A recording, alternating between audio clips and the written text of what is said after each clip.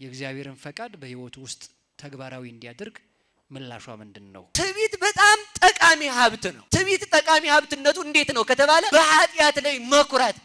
ያው እናንተ ራሱ ትዕቢታችሁ አይጣል አይድረስ አይደል? ክብራችሁን ወቁ። እውነቴን ነው። ጠቅላይ ሚኒስቴሩን ጫት የሚቃምበት ቤት ብናገኛቸው አታፍሩ?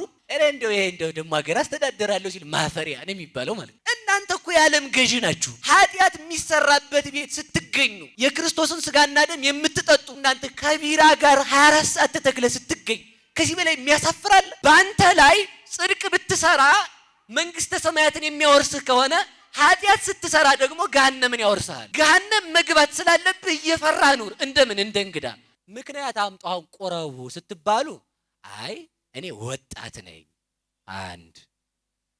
ስለዚህ ኃጢአት አቅደህ ልትሰራ አስበሃል ማለት ነው። በሽታውን የማያውቅ በሽተኛ ማለት እኛ ነን እኮ። አያችሁ፣ ህፃናትን የሚያቆርብ እሱ ግን በሽተኛ። ሆስፒታል ሄዶ ሳይመረመር ዶክተሩ ሲመጣ ዶክተር ምንድነው በሽታ ያለብህ ያለ በሽተኛ አይታችሁ ታውቃላችሁ? ያው እናንተው ማለት ነው። ኑ ጽደቁ ቁረቡ ስትባል አይ ቄሶቹ በቃ እነዚህ ቄስ ገሬን እንትን ሲሰሩ ስላየዋቸው የታየ። እናንተ ስትመለሱ ኃጢአታችሁን እንደፈለጋችሁ ደርግማችሁ ስትመጡ እግዚአብሔር ከማራችሁ እኛን የማይምረን እግዚአብሔር ሌላ እግዚአብሔር አለ? ምንድነው ጥያቄያችሁ? እናንተ ምንድነው አሁን እንዳቆርቡ የሚያደርጋችሁ? በሉ እንጂ ኃጢአት በሉ እንጂ ብሰራስ፣ ቆርቤ ብሰራስ። ትልቁ ችግር እኮ እሱ ነው። ቆርቤ ብሰራስ፣ ብትሞትስ? ትሁት የሆነን ሰው ሰይጣን እህትናውን እንዲያጣ የሚያደርገው ሌላ መልካም ስነ ምግባር እንዲሰራ በማድረግ ነው። ባልሽ ነገረኛነቱን የሚተወው ከእግዚአብሔር ጋር ስትሆኚ ብቻ ነው። አይ እንደው አሁን በቃ ነገ ከርሞ መኪና ስገዛ ስርቆቴን እተዋለሁ። አንድ መኪና ሰርቀህ ከገዛ 4 መኪና እስከምትገዛ አጠግብም። 4 ስገዛ 5ኛ ነው የሚያሳስብህ ማለት ነው። ስለዚህ ዛሬውኑ ና ነው ስርቆትህን ትተህ ና።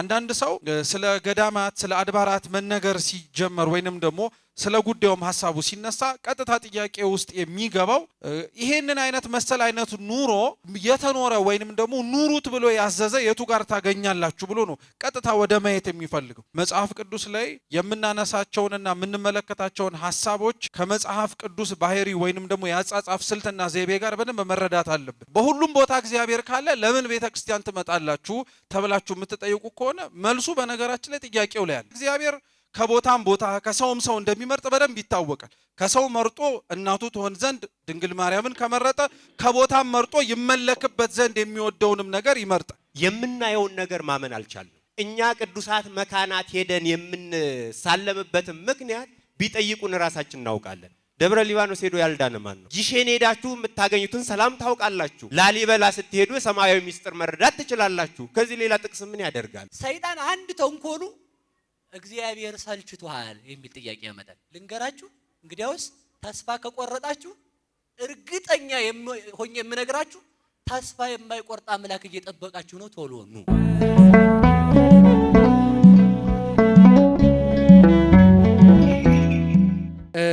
ለምንድን ነው ይሄ ሁሉ ድንግልናታችን የምናመሰግነው? ግሸን እንሄዳለን፣ ዝቋላ ሄደን አቡነ ገብረ መንፈስ ቅዱስ አባታችንን እንማጸናለን፣ ምድረ ከብድ እንሄዳለን፣ ደብረ ሊባኖስ እንሄዳለን። እንዲያው በዚህ ጉዳይ ላይ መጽሐፍ ቅዱሳዊና ትውፊታዊ ምስክራችን ምንድን ነው? በመጽሐፍ ላይ ሌሎች የሚያነሱት ለሳምራዊቷ ሴት ክርስቶስ ያገኛት እውነት እልሻለሁ ለአብ በዚህ ተራራ የማሰግዱበት ጊዜ ይመጣል ብሏል። ለምንድን ነው ቦታ መርጠን ለእግዚአብሔር የምንሰግደው? ለምንድን ነው ወደ ቤተ ክርስቲያን የምንሄደው? ለምንድን ነው ገዳም እየለየን ወይም ደግሞ ወደ የገዳማቱ የምንሄደው? እግዚአብሔር በሁሉ ቦታ የለም ወይ ብለው ያነሳሉ። ቤተ ክርስቲያናችን ምን ትመልሳለች? የጥያቄውን ሐሳብ እንደሰማችሁት ትኩረት የሚያደርገው የእግዚአብሔር በሁሉ ቦታ መሆን ቤት ተሰርቶለት ደግሞ ወይንም ደግሞ ማረፊያ ያለው ብሎ ከመናገሩ ጋር እንዴት ይሄዳል የሚለውን ነው። እሱን በተወሰነ መልኩ ለማንሳት እና የገዳማዊ ሕይወትንም ጭምር ነው። ገዳም ተባህቶ ለብቸኝነት መኖርን የሚያጠይቁ የቤተ ክርስቲያናችን ቃላቶች ናቸው። ከብሉይ ኪዳን ላይ ይህንን ሕይወት ሲኖሩት የነበሩ ወይንም ደግሞ ሕይወቱንም ጭምር እንዴት እንደሚኖር ምሳሌ አድርገን ልንጠቅሳቸው የምንችላቸው አበው አሉ። ከካህኑ መልከጼዴቅ ጀምሮ እነ ነብዩ ኤልያስ፣ የነብዩ ኤልያስ ደቀ መዝሙር የነበረው ጥማድ በሬዎቹን የሚተወውን ትቶ አርዶ የሚያበላውን አርዶ አብልቶ የተከተለው ነብዩ ኤልሳ፣ እነዚህ በብሉይ ኪዳን ላይ በጣም በሚታወቅ መልኩ የገዳም ሕይወትን ወይንም ደግሞ የብቸኝነት ሕይወትንም ጭምር የኖሩ አባቶች ናቸው። አንድ ነገር መርሳት የሌለብን ነገር ምን መሰላችሁ ክርስቲያኖች? መጽሐፍ ቅዱስ ላይ የምናነሳቸውንና የምንመለከታቸውን ሐሳቦች ከመጽሐፍ ቅዱስ ባህሪ ወይንም ደግሞ የአጻጻፍ ስልትና ዘይቤ ጋር በደንብ መረዳት አለብን። አንዳንድ ሰው ስለ ገዳማት ስለ አድባራት መነገር ሲጀመር ወይንም ደግሞ ስለ ጉዳዩም ሐሳቡ ሲነሳ ቀጥታ ጥያቄ ውስጥ የሚገባው ይሄንን አይነት መሰል አይነት ኑሮ የተኖረ ወይንም ደግሞ ኑሩት ብሎ ያዘዘ የቱ ጋር ታገኛላችሁ ብሎ ነው ቀጥታ ወደ ማየት የሚፈልገው። እግዚአብሔር አምላክ ነገሮችን ሲሰራ ቅድም በነቢያቱ በኩል እንደነገርኳችሁ ቅድመ ዝግጅቶች ያደርጋል ወይንም ደግሞ ህዝቡ መዘጋጀት እንዲችል ያስችላል እንደተባለው ሁሉ መጽሐፍ ቅዱስ ልክ እንደ ሚስጥር ነፍሰ ጡር ነው ወይንም ደግሞ አባቶቻችን ነፍሰ ጡር ነው ይሉታል ባጭሩ መጽሐፍ ቅዱስን እና ሊያዋልዱት የሚገቡ መጽሐፍት እንዳሉት ሁሉ በምስጢራት የተጠቀሱ መጽሐፍ ላይ ያሉ በገሃድ ደግሞ በኋላ በሚነሱ አበው ወይንም ደግሞ ዘመናት ላይ ደግሞ የሚስተዋሉ ነገሮች አሉ። ገዳማዊ ህይወት እንደዛ ነው። በብሉይ ኪዳን ላይ አሁን እንዳለው ስርዓተ ገዳም አሁን እንዳለው የተባህቶ ኑሮ ያለ ስርዓት እንደዚህ በግልጽ የተቀመጠ ነገር ላይኖር ይችላል። ነገር ግን ህይወቱ ግን በጭልምጭምታም ቢሆን ታይቷል። ተስፋ በሌለበት ጨለማ በነበረበት በብሉይ ኪዳን ዘመን ያ የብርሃን ፍንጣቂ ሊሆን የሚችል የብቸኝነት ህይወት ምልክት ከታየ በሐዲስ ኪዳን ደግሞ ጸንቷል። በማ ብትሉ በዮሐንስ መጥምቅ ሩቅ ባንሄድ እንኳን ዮሐንስ መጥምቅ መጽሐፍ ቅዱስ ሲናገር ስለርሱ ስላኗኗሩ በሉ ስላበላሉ በሉ ስላለባበሱ በሉ ሙሉ በሙሉ ገዳማውያን ወይንም ደግሞ አበው እና እናቶቻችንም ጭምር ከእግዚአብሔር ጋር ሊኖራቸው የሚገባውን ህይወት በምን አይነት መልኩ ሊኖሩት እንደሚችሉ በደንብ አድርጎ አሳይቷል። ከዛ በኋላ የገዳማዊ ህይወት በደንብ እየሰፋ ቅርጽ እየያዘ በደንብ ደግሞ ልክ የሆነ አይነት መንፈስ አሁን በመናውቀው ልክም ጭምር በእርግጥ አሁን ያለው ራሱ ርዝራዡ ወይንም ደግሞ አብዛኞቹ ነገሮቹ ራሱ የጠፉም እንዳሉ ናቸው። እየሰማችሁ ነው። የጠፉም አሉ። ከጥንቱ ስርዓተ ገዳም በተወሰነ መልኩ እየቀረ እየተሸረሸረ የመጡ ነገሮችም አሉ በመጽሐፍት ተጽፈው ያሉ። ግን በዚህ አሁን በመናውቀው ልክ ግን ገዳማዊ ህይወትን ስርዓትና ቅርጽ ያስያዙለት የሚባሉት በሐዲስ ኪዳን ከክርስቶስና ከዮሐንስ መጥምቅ በኋላ አባታችን አባ እንጦንስ በብቸኝነት በመኖር እስኪ እንጦንስ በሉ እንዳትረሱ። ሁለተኛ የገዳማዊ ህይወት አብሮ የጋራ ህይወትን በመኖር እነ ቅዱስ ጳኩሚስ እነዚህ አባቶች መረሳት የለባቸውም። በነገራችን ላይ የምንኩስና ህይወት ውሃ ልክ ናቸው። ራሱ እነዚህ በደንብ አድርገው ኖረውት ያሳዩ ማለት ነው። ስለዚህ የገዳማዊ ህይወቱ በእነዚህ አባቶች በስርዓት በቀኖና በመሳሰለ ነገር እንደጸና ሁሉ በብሉይ ኪዳን ደግሞ በተወሰነ መልኩ በሐዲስ ኪዳንም ጭምር ነበረ ብለናል። የገዳማዊ ህይወት እንደዚህ ባለው መልኩ ከነበረ ወደ ገዳማት መሄድ መሳለም በረከት መቀበልም ጭምር ነበረ። ለምሳሌ መልከ ጼዴቅን ለገዳማዊ ህይወት ለብቸኝነት ህይወት ምሳሌ አርአያ አድርገን አብነት የምናነሳው ከሆነ ነገስተ ኮሎዶ ጎሞርን ድል አድርጎ ሊሳለመው ሄዶ አብርሃምስ መነኮሳት ባሉበት በገዳም ቦታ ሄደው ሰላምታ ሊያቀርቡ አልያም ደግሞ የሚያስፈልገውን ገጸ በረከት እጅ መንሻ ሊሰጡ ረድኤት በረከትን ሊካፈሉ የሚችሉ የምእመናን ምሳሌ ነው። ኤልያስን በቀርሜሎስ ተራራ ሲኖር በብህቱና በንጽ ጠብቆ እንደሆነ አንደኛ ነገሥት ምዕራፍ 19 በደንብ ይነግረናል እያስረገጠ። እንደዛ ከሆነ የተከተለው ኤልሳስ ገዳማዊ ህይወትን የሚኖሩ አበውን ተከትሎ መውጣትን እንኳን መሳለም ቀርቶ አብሮ መኖርንም ጭምር ማሳያ ሊሆን የሚችሉ ምልክቶችም ጭምር መጽሐፍ ቅዱስ ላይ አሉ ማለት ነው። ነገር ግን እነዛን ምልክቶች ነው በኋላ ላይ በስርዓት በህይወት በመርህ ደረጃ ወጥተው በእነዚህ አይነት መልኩ መኖር አለብን የሚባል አስተምሮ ወይም ደግሞ አኗኗር የመጣው አንድ። ሁለተኛ ሌላው ማወቅ ያለብን ነገር እስኪ የገዳም ህይወት በሉ እንጂ የዓለም ህይወት በሉ ወይም የጋብቻ ህይወት በሉ የሚባል ነገር እንደሌለ ታውቃላችሁ። ህይወት ስንት ነው? አንድ ነው። በነገራችን ላይ የገዳም ህይወት የጋብቻ ህይወት የሚባለው ያው የሚኖሩትን የአኗኗር ህይወት ለመለየት ካልሆነ በቀር ነው እንጂ ሁለቱም ህይወት ስንት ነው? አንድ ነው። ገዳማውያን የሚኖራቸውን ለእግዚአብሔር መገዛት፣ ጸሎት፣ ጾም፣ ስግደት፣ ምጽዋት መሰል አይነት መንፈሳዊ ነገሮች እኮ አንድ ሰው ስላገባ እንዳያደርገው የሚፈቀድለት ይመስላችኋል? አይደለም። በደንብ አድርጎ እንዲኖረው ነው የሚደረገው። መነኮሳት በዓት አጽንተው የሚኖሩበትን መኖሪያቸውን ባለትዳሮች ቤታቸውና ሚስት ባላቸው ሆነው እንዲኖሩት ነው ቅዱሳት መጻሕፍት የሚያዙት። ይሄን ጠንቅቀን ማወቅ አለብን። እየሰማችሁ ነው? ስለዚህ ያንን ህይወት እንኳን ለመኖር ፍላጎት ውስጡ መሻት ያለው ሰው ይሄንን ማወቅ አለበት። ሁለተኛ ሶስተኛ በሁሉ ቦታ እግዚአብሔር ካለ ለምንድን ነው በተለየ መልኩ ሄደን ደግሞ የምናየው የሚለውን እቺን ብቻ ላንሳ። ለእግዚአብሔር ቤተ መቅደስ መስራት የሐዲስ ኪዳን ስነ ስርዓት አይደለም። በነገራችን ላይ በብሉይ ኪዳንም ነበር። ጥያቄው በብሉይ ይጠየቅ ግን አናውቅም። ያው እኛ አዲስ ኪዳን ላይ ስላለን ማለት ነው። በብሉይ ኪዳንም የነበረ ቤተ መቅደስ ይሰራለት ነበር እግዚአብሔር እና አንዳንዶችም ጭምር ትንቢተ ኢሳይያስ ምዕራፍ 60 ምዕራፍ 66ን እያነሱ ሰማይ ዙፋኔ ነው ምድርም የእግሬ መረገጫ ናት፣ ትሰሩልኝ ዘንድ የምትችሉት ቤት ምን አይነት ነው ብሏል እግዚአብሔር። ስለዚህ አትስሩልኝ። እግዚአብሔር እንደዛ ያለበት የራሱ ምክንያት አለው። የምትሰሩልኝ ቤት እንዴት አይነት ነው ብሎ የእርሱን ግርማ፣ የእርሱን ኃያልነት፣ የእርሱን በሁሉም ቦታ መኖርና እኛ ባዘጋጀንለት ቤት ታጥሮ የሚቀመጥ አምላክ ብቻ እንዳልሆነ እንድናቀው ነው። በምስጢር ደግሞ ስለመቤታችን ሰማይም ምድርም ቅድም ብለናችሁ ሊቃውንቱም ሲያስረዱት የነበሩት ነው። ስለዚህ በሐዲስ ኪዳን ታዲያ እንደነዚህ አይነት ጥያቄዎች ይጠየቃሉ። በሁሉም ቦታ እግዚአብሔር ካለ ለምን ቤተ ክርስቲያን ትመጣላችሁ ተብላችሁ የምትጠይቁ ከሆነ መልሱ በነገራችን ላይ ጥያቄው ላይ አለ። ልብ ብላችሁ ስሙ። በሁሉም ቦታ እስኪ በሉ እግዚአብሔር ካለ ለምን ቤተ ክርስቲያን ትመጣላችሁ በሉ እንጂ። የምጠይቃችሁ መስሏችሁ ነው ዝም ያላችሁት? አይዟችሁ፣ በሁሉም ቦታ በሉ እግዚአብሔር ካለ ለምን ቤተ ክርስቲያን ትመጣላችሁ? ይሄ ሁሉም ቦታ የምትሉት ውስጥ ቤተ ክርስቲያን የለም እንዴ? እነሳ ታዲያ በሁሉም ቦታ እግዚአብሔር ካለ ቤተ ክርስቲያንም ሁሉም ቦታ ውስጥ ያለ አንድ አካል ነው አይደል? አልተረዳችሁኝ? በሁሉም ቦታ ያለ እግዚአብሔር ለምን ቤተ መቅደስ መታችሁ ታመልኩታላችሁ ከተባለ ቤተ መቅደሱም እኮ ሁሉም ቦታ ነው። በሁሉም ቦታ ውስጥ ያለ አንድ ቦታ ነው። ስለዚህ ወይ ጸባችሁ ቤተ መቅደስ ውስጥ የለም ከሆነ እሱ ደግሞ በሁሉም ቦታ ነው ያለው የሚለውን እግዚአብሔርን አፍራሽ የሆነ አማርኛ ሊሆን አይደለ?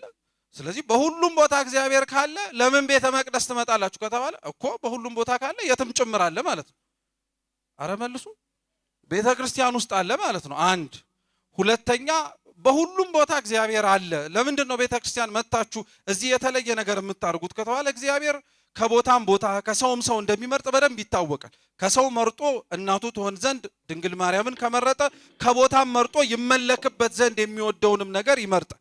ቅድም ክቡር መምህራችንም ሲናገሩ እንደሰማችሁት አባቶቻችን በዚህ አካባቢ ይሰገዱ፣ እናንተ ግን በኢየሩሳሌም በይሁዳ ሄዳችሁ መስገድ አለብን ብላችሁ ታስገድዱናላችሁ አለ እግዚአብሔር። ከዛ በኋላ ኢየሱስ ክርስቶስ አምላካችን መልሶላታል። በዚህ ቦታ የማትሰግዱበት ጊዜ ይመጣል ብሎ አስረግጦላታል። እንዲሁም ያ ማለት በየፈለጋችሁበት ቦታ እንደፈለጋችሁት ሁኑ ለማለት አይደለም።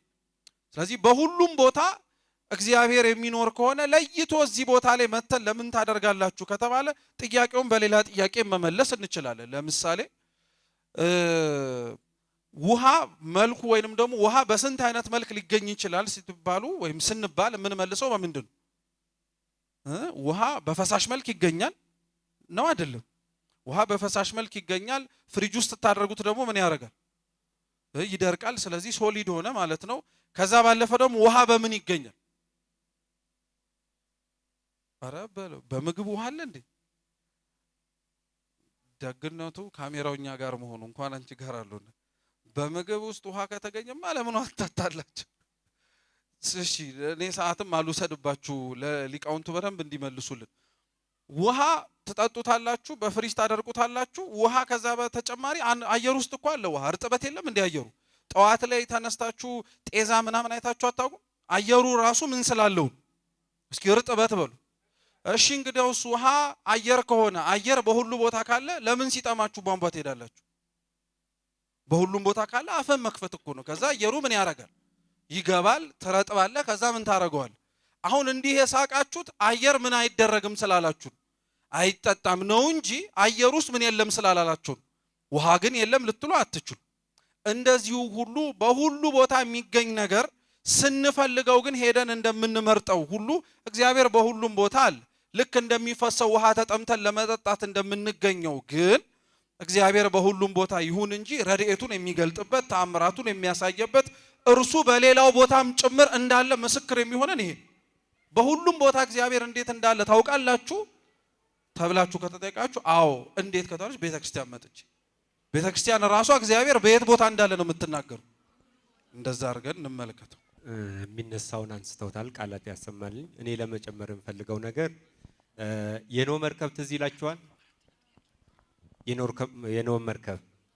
የኖህ መርከብን ስታስቡ ሐሳቡን ለማሳጠር በመርከቡ ውስጥ ያሉ ሰዎች ድነዋል አልዳኑ? ከመርከቡ ውጭ ያሉትስ ምን ሆኑ? እግዚአብሔር እዛ ጠፍቶ ነው? እግዚአብሔር እዛ ጠፍቶ ነው ወይ ነው? አይደለም አይደለ?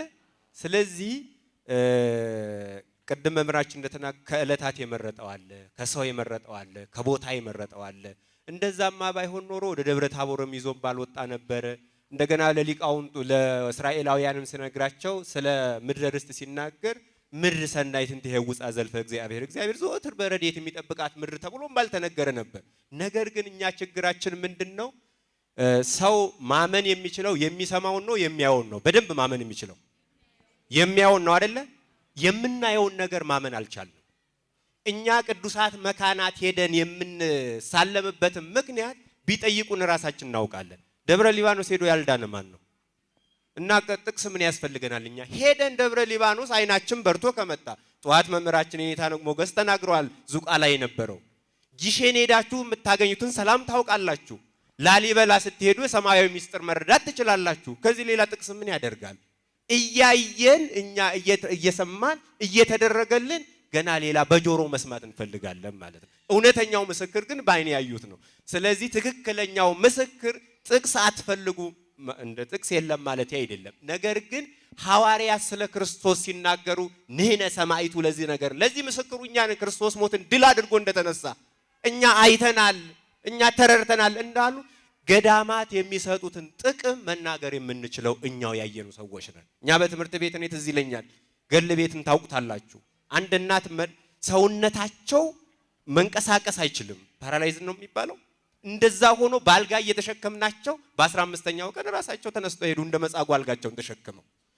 ተግባር ቤት ታውቃላችሁ፣ ደብረ ሊባኖስ የደረሳችሁ ያየሁትን ነው መሰክረውና ጭሱ ለሰውነት እንደ ሳይንስ በሽታ ነው። ጭስ ሞቀው ግን አይናቸው በርተው የሚመጡ ናቸው ሰዎቹ። እንዴ ጠላውና ዳቤው ስመ ተክለ ሃይማኖት ስለተጠራበት ገሉ ውስጥ ስለተነበበበት እባብ እያወጣ በአይናችን እያየን ነው። ከዚህ ሌላ ምስክር ምን ያደርግልናል? ሰዓት አልውሰድ። ወስብሐት ለእግዚአብሔር። ካህኑ ይላሉ ንስሐ ልጃቸው ፊት ለፊት ቆሟል፣ ይመክሩታል። ለምን ንስሐ ገባ ልጄ አሉት። ንስሐ ልጃቸው ነገ ብሳሳትስ? አልገባም እፈራለሁ መሳሳትን ይላል። ተው ግድ የለህም ቁረብ ይሉታል። አይ እድሜ ገና ነው ብሎ መለሰላቸው። ሶስተኛ ቶ እባክህ ግድ የለህም ጋብቻህን እንኳ በቤተ ክርስቲያን በተክሊል በስጋው ደሙ አድርግ ብለው ጠየቁት፣ መከሩት። ለምን ማንን አይቼ? በስጋው ደሙ የተጋቡትና በተክሊል የተጋቡት ሲፋቱ አይቻለሁ፣ ስለዚህ አላገባም አለ። መምህራኖቻችን የምንጠይቀው እንዲህ ባለ ምክንያት የተሞላ በምክንያታዊነት የተተበተበ ትውልድ ቤተ ክርስቲያናችን ለእንዲህ አይነቱ ምላሽ የእግዚአብሔርን ፈቃድ በሕይወቱ ውስጥ ተግባራዊ እንዲያደርግ ምላሿ ምንድን ነው? የኔታ ግሩም ይጀምሩና መምህር ዘላለም ያጠናቃሉ። በአጭር ቃል አነ ነግድ ወፈላሲ ከመኩሉ አበዌ ቅዱስ ዳዊት መዝሙር 39 ቁጥር 12 ላይ እኔ እንደ አባቶቼ እንግዳ ነኝ ይላል። እስኪ በሉ አንድ ጊዜ እኔ በሉ። እንደማን እንግዳ ነኝ? ነገሩኝ እንጂ እግዚአብሔር ይስጣችሁ። አንድ ጥያቄ ብቻ ልጠይቃችሁና በዛው ትረዱታላችሁ ብዬ አምናለሁ። እሺ ከአዲስ አበባ ወጣችሁ ግሸን፣ ኧረ ተውት፣ ያንንም ችግር የለም እዚህ ፒያሳ አካባቢ ላድርገው ማለት ነው። መርካቶ ስትወጡ እዛ አካባቢ ማን ነው? አንድ ፌርማታ ነገሩኝ። ሜክሲኮ ላይ ስትደርሱ ዝናብ ያዛችሁ። ከዛ የተጠለላችሁበት ቤት ዝናቡን ውረድ ይላል ሌላችሁ ላይ ማለት ነው። ከዛ ምንድን ነው የምታደርጉት? መልሱልኝ። ወደ ሌላ ዝናቡ እየዘነበ ነው፣ መውጣት አይቻልም። ቤት የለም እዛ አካባቢ ላይ አንድ ቤት የለም። ያ ቤት ብቻ ነው ያለው። ግን ያ ቤት ደግሞ በለው ነው ደህና ነው ብላችሁ ተጠግታችሁት ሙሉ ለሙሉ የሚወርድ እናንተ ላይ ነው። ግድግዳው ብቻ ነው ያለው። ምንድን ነው የምታረጉት ነው? መውጣት ወጣችሁ እንዳትሄዱማ ደግሞ የባሰ ነው። ባይሆን ከጎን ወጨፎ ነው የሚባል በገጠሩ ምንም ማድረግ አልችልም። ውሽንፍር ከጎን የሚመጣውን ዝናብ ይከልክልላችሁ ብዬ ነው። አዲስ አበባ ቋንቋ አላውቅም፣ የገጠር ሰው አይደለሁ እኔስ። እና ምንድን ነው የሚደረገው ንገሩኝ እንጂ እስኪ ጥያቄ ልጠይቃችሁ። እዚያው ይምሽ ቢመሽ ምን ታደርጋላችሁ? ተናገሩ እንጂ እኮ መሸ እኮ አልኳችሁ። እንዴ እናንተ አሰሙ መሸ እዚያው አልኳችሁ እኮ። አይጥ አለቻሉ የት እናርግሽ ቢሏት እህል አለበት ጎተራ ከተቱኝ አለቻሉ ማለት ነው። ምንም የሌለውን እኮ ነው የሚመረጠው። ይኸውላችሁ እንደዚህ እንዳስኮላው ሀ መልስ ለ እንዲህ ያለው አመሯ መልስ የለም የሚል ዲስኩር የለም እዚህ ጋር ማለት ነው። ያለውን መምረጥ ነው እንዳትቆጡ እሺ። እና ምንድነው ያልኳችሁ? መሸ ዝናቡ እየጣለ ነው። ምን ታረጋላችሁ? ጥያቄ እሱ አይደለም። ቤቱን ትከድኑታላችሁ አከድኑትም ነው። አረ እንደው ልክደነውና ልደር ብሎ ቤት የሚሰራ ሰው አለ? አድሮ ሲነጋ ውልቅ።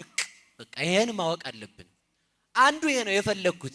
እኔ በዚህ ዓለም እንግዳ ነኝ አለ ቅዱስ ዳዊት። በዚህ ዓለም የመጣሁት ዓለምን ላተርፍ አይደለም። አንተ ሰው በዚህ ዓለም ስትኖር መንገድ ስትሄድ ያደርክበት ቤት ቢያፈስብህ ሌሊቱን እንደምን ማሳልፈህ ትጓዛለህ እንጂ ቤቱን እንደማትቀር ነው። በዚህ ዓለም እንግዳ መሆንክን እያሰብክ ኑር። እስኪ በሉላችሁ እንግዳ መሆንክን ምን እያልክ ኑር? እንግዳ መሆናችንን እያሰብን ከኖርን ልብ በሉ። አንድ ንጉስ ነበረ።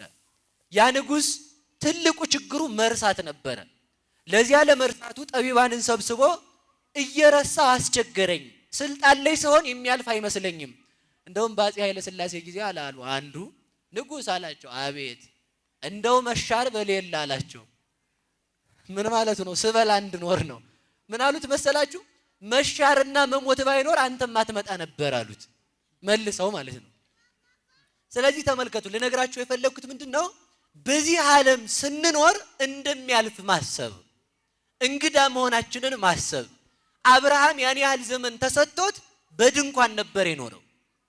እኛ ደግሞ ለማትሞላው ጎጆ ስንክለፈለፍ ኃጢአትን ዘመድ እንዳደረግን እንሄዳለን ማለት ነው። ስለዚህ ሰው ማሰብ ያለበት በሁለት ነገር መንቃት አለበት። በስንት ነገር? ዓለም እንደምታልፍ ሲያስብ አስቀድሞ መተው አለበት። እግዚአብሔር እንደማያልፍ ሲያስብ መፍራት አለበት። ፍርሃት ሁለት ነገርን ይጠቅማል። በነገራችሁ ላይ ልንገራችሁ አንድ ነገር። እግዚአብሔር የፈጠረው ነገር ሁሉ በዓለም ላይ ተሰብስቦ የመጣው ክፋት ሁሉ ለክርስቲያን መጽደቂያ ነው። የማይሞላው ምኞታችን አስበን መታሰቡ ልብን የሚያደክምን እግዚአብሔርን በማሰብ ነው የሚሞላልን። ይኸውላችሁ ሰው ምኞቱ የሚሞላው መቼ ነው ካላችሁ እግዚአብሔርን በማሰብ ብቻ ነው። ዘበሃቤከ አርፍ ነጽሮተ ኩሉ ነባበያን። ህሊና ሁሉ የሚያርፈው እግዚአብሔርን በማሰብ ጸጥ ይላል። ስለዚህ ዓለም ላይ እንዲሞላልህ ከፈለክ እግዚአብሔርን ብቻ አስብ። በዓለም ላይ የተሰጠ ለምሳሌ ትዕቢት ጠቃሚ ሀብት መሆኑን ታውቃላችሁ አይደል? አሰሙ። አሁን ሰውዬ እየጀለ ነው እንዳትሉኝ። እንግዲህ እንደዚያ ካረገኝ ምንም ማድረግ አትችሉም እንግዲህ ማለት ነው። ትዕቢት በጣም ጠቃሚ ሀብት ነው። ለምን መሰላችሁ? ያለ ቦታው ከሆነ ጎጂ ሀብት ነው። ትዕቢት ጠቃሚ ሀብትነቱ እንዴት ነው ከተባለ በኃጢአት ላይ መኩራት። እንዴ ያው እናንተ ራሱ ትዕቢታችሁ አይጣል አይድረስ አይደል እንዴ? ሰባራ ባጃጅ ውስጥ አትገቡ። መኪናው መስታወቱ ካልተወለወለ አትገቡ። ቤቲቱ እንደ ገጠሩ የድሃ ቤት ከሆነች አትገቡ። ድግስ ስትጠሩ አትሄዱ። አሁንማ እኛም ቤት ተጀምሯል አሉ። ምን ይቀዳል ሆኗል አሉ። አላልኩም እንዳታጣሉ ብዬ ነው። ስለዚህ ሰው ድሃ ቤት መሄድን ይንቃል። ተመልከቱ፣ እንድንንቅ የተፈጠር ነው። ለኔ እኮ ክርስቶስ የሞተልኝ ነኝ። ክርስቶስ ወንጌልን አስተምሮ ወንጌልን ቢመግበኝ ነገር ለህሊና የመግባለሁ ብሎ ምንን መናቅ? ነገርን መናቅ። እኔ እኮ የክርስቶስ ስጋና ደም የተሰጠኝ ነኝ። ኃጢአት እየሰራው ኃጢአትን ስበላ እኖራለሁ እንዴ ብሎ ክብርን ከማወቅ ይጀምራል። ዓለምን መናቅ። እስኪ በሉ ክብርን ማወቅ በሉ። ክብራችሁን ወቁ። እውነቴን ነው። ጠቅላይ ሚኒስቴሩን ጫት የሚቃምበት ቤት ብናገኛቸው አታፍሩ? እንደው ይሄ እንደው ደግሞ ሀገር አስተዳደራለሁ ሲል ማፈሪያ ነው የሚባለው ማለት ነው። እናንተ እኮ የዓለም ገዢ ናችሁ። ኃጢአት የሚሰራበት ቤት ስትገኙ የክርስቶስን ስጋና ደም የምትጠጡ ደሙን የምትጠጡ እናንተ ከቢራ ጋር 24 ሰዓት ተተክለ ስትገኝ ከዚህ በላይ የሚያሳፍራል? መኩራት ማለት ዓለምን መናቅ ነው። መኩራት ማለት ኃጢአትን መናቅ ነው። ትዕቢት በዓለም ላይ አልሰራም። የማን ልጅ ነህ ሲል የክርስቶስ ልጅ ነኝ። የማን ልጅ ናችሁ ንገሩኝ እንጂ። ሁሉም ይጠቅማል፣ ሁሉም ጠቃሚ ነው። በዓለም ላይ ክርስቲያንን የሚጎዳው ምንድነው ካላችሁኝ ሲራክ እንደተናገረ ካንበጣ የተረፈውን ትል በላው ብሎ ይናገራል። እስኪ በሉ ካንበጣ የተረፈውን። አንበጣ የተባለው ምንፍቅና ወይንም ሰይጣን ነው። ከምንፍቅና የተረፈውን ምን በላው? ትል የተባለው ኃጢአት ነው። ኃጢአት ጨረሰው። ክርስቲያንን ኃጢአት ካልጨረሰው ሰይፍ አይጨርሰው። ስለዚህ ተመልከቱ፣ በሁለት አይነት መፍራት። እስኪ ሁለት አይነት መፍራት በሉ።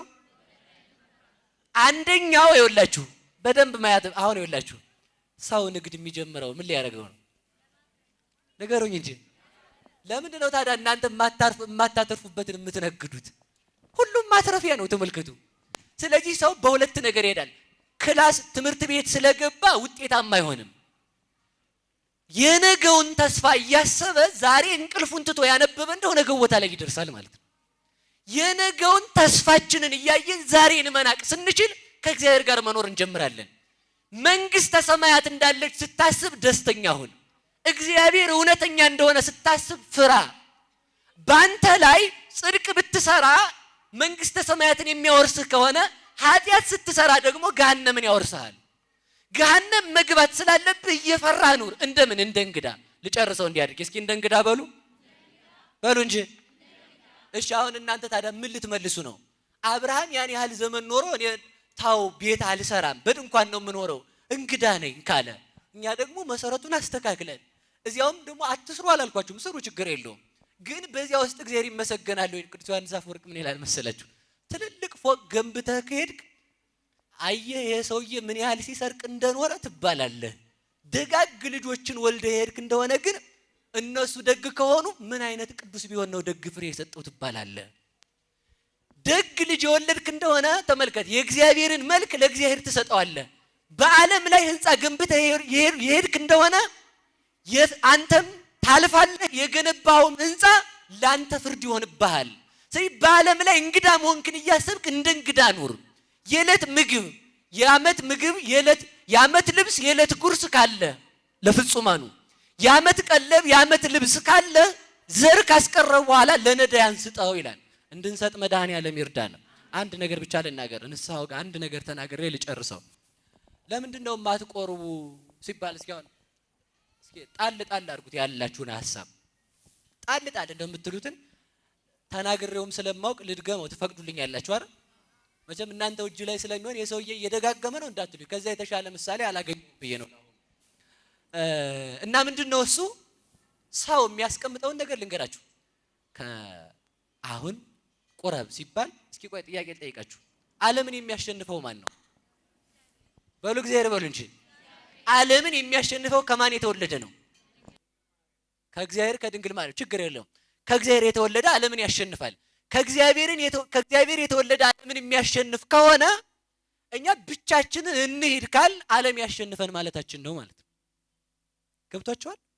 ምክንያት አምጡ። አሁን ቆረቡ ስትባሉ አይ እኔ ወጣት ነኝ አንድ፣ ስለዚህ ኃጢአት አቅደህ ልትሰራ አስበሃል ማለት ነው። ጥያቄ ልጠይቃችሁ፣ ሕክምና የሚያስፈልገው ለማን ነው?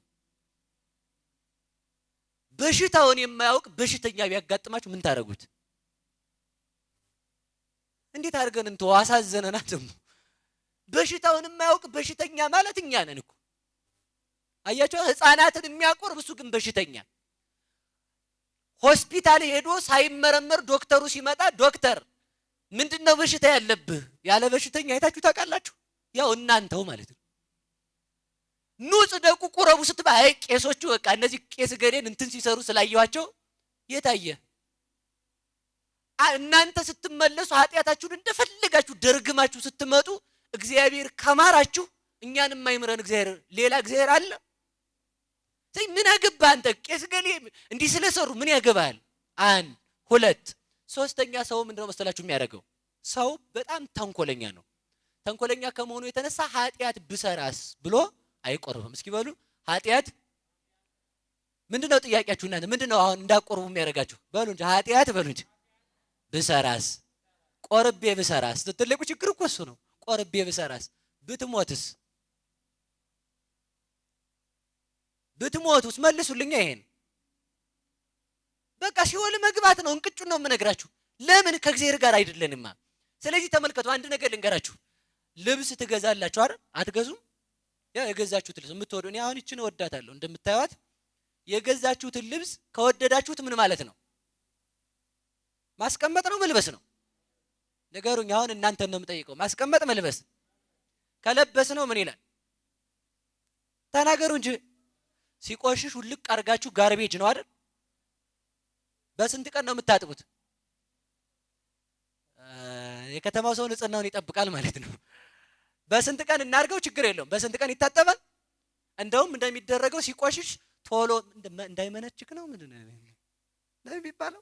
በበረኪናም ቢሆን አፈር ማስጋጥ ነው ማለት ነው። ከቆሸሸ ምን ስለምንለው ነው? በሞት የነገሩኝ። ከዛ ካጠብን በኋላ እንለብሰዋለን አንለብሰውም?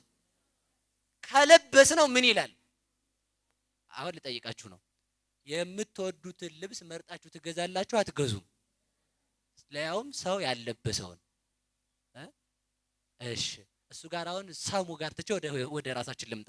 ከገዛችሁት ምን ትሉታላችሁ? እንለብሰዋለን በሉ እንጂ ሁላችሁም። ከለበስ ነው ምን ይላል? ከቆሸሸ ምን ያስፈልገዋል? ከታጠበ ምን ያስፈልገዋል? አየው እንደ ቆሸሽ ካውጥቶ ቢጥልህ አንድ መንግስተ ሰማያት የሚገባ ሰው የለም። ለዚህ ነው አባ መቃርስ ሲያደንቁ እግዚአብሔር ግን ምን አይነት ድንቅ አምላክ ነው።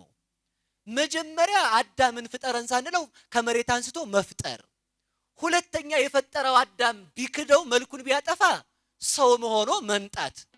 ከዚያም በኋላ ደግሞ ተመልከቱ ምሪያለው ብሎ ሳያድን ስጋውን ለብሶ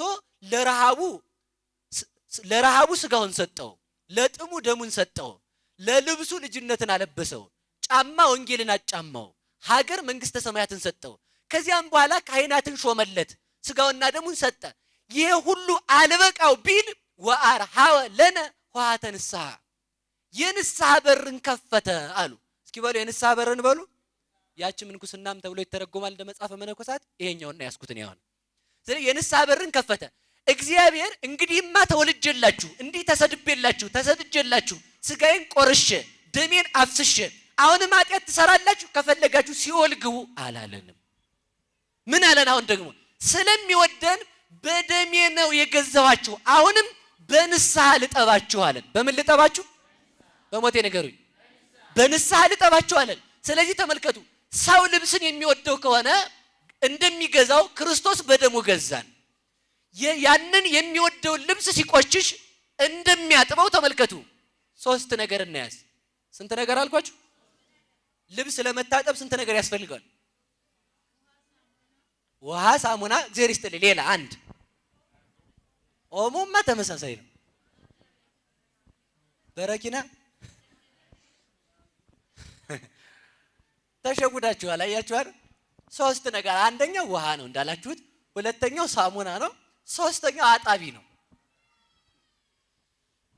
ነጭ መንጫ አንጭ ተብሎ ለነገረ ክርስቶስ ነው የሚተረጎመው። እዚች ጋር ወስጄ እዚህ ጋር ላስገባ ነው እንግዲህ እኔ ማለት ነው። ታጣቢው ልብሱ ነው። እስኪ ታጣቢው በሉ።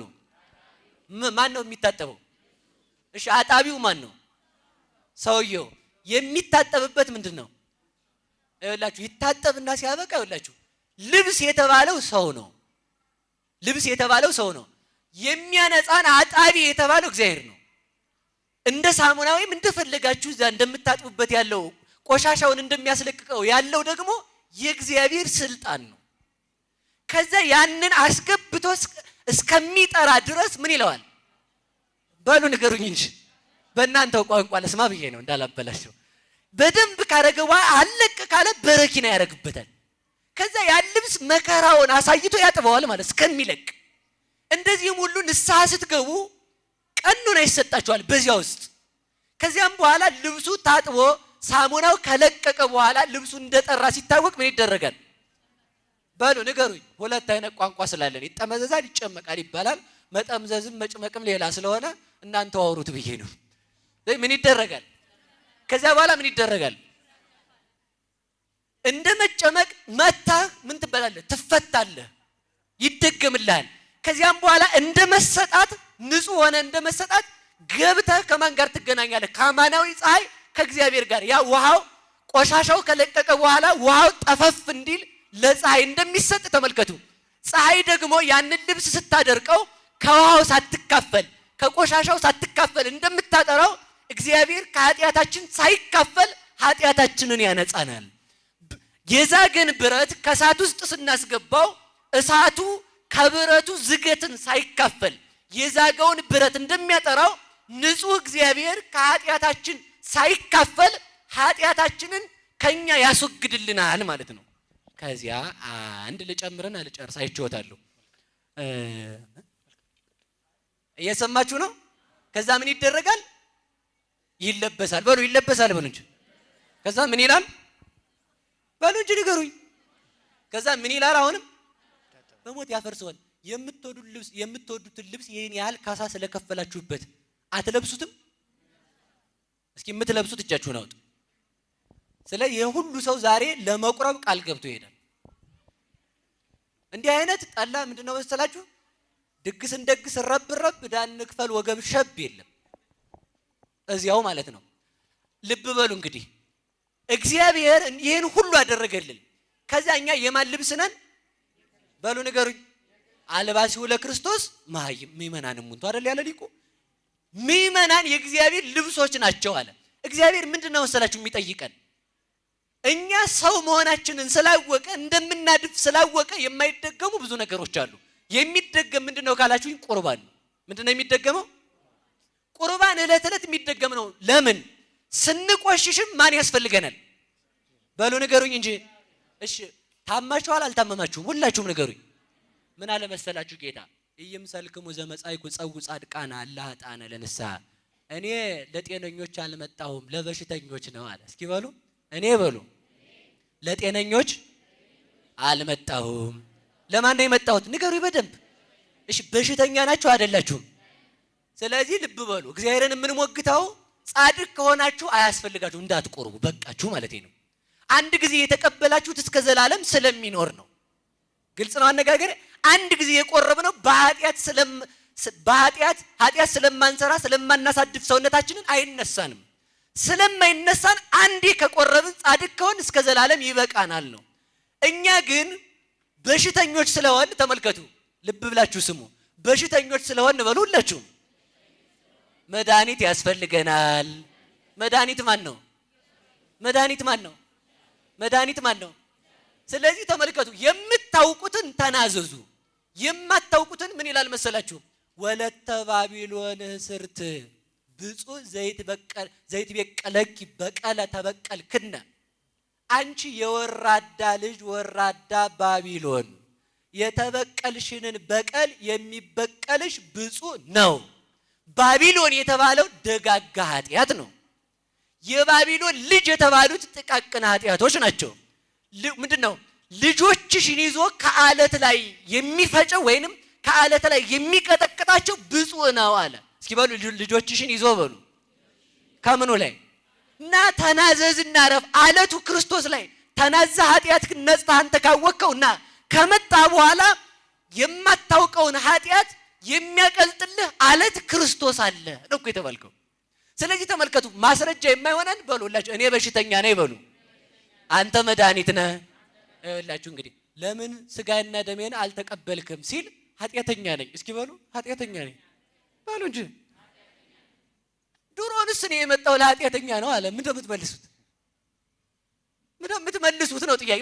እንኳን ለእግዚአብሔር ለኔ ምንድነው የምትመልሱልኝ? እስኪ እኔ በሽተኛ ላክም መጥቻለሁ ብል እዚህ ጋር በሽተኛው ቁጭ ብሎ ለምን አልመጣህም ስለው በሽተኛ ሆኜ እንዴ እዚህ መጥቼ እየነገርኩ የት ሄደሃል ነው ጥያቄው እኮ። ስለዚህ ተመልከቱ፣ ትዕቢታችን እኮ ነው። ተመልከቱ፣ አሁን ልንገራችሁ አንድ ነገር በሞት ያፈርሰዋል።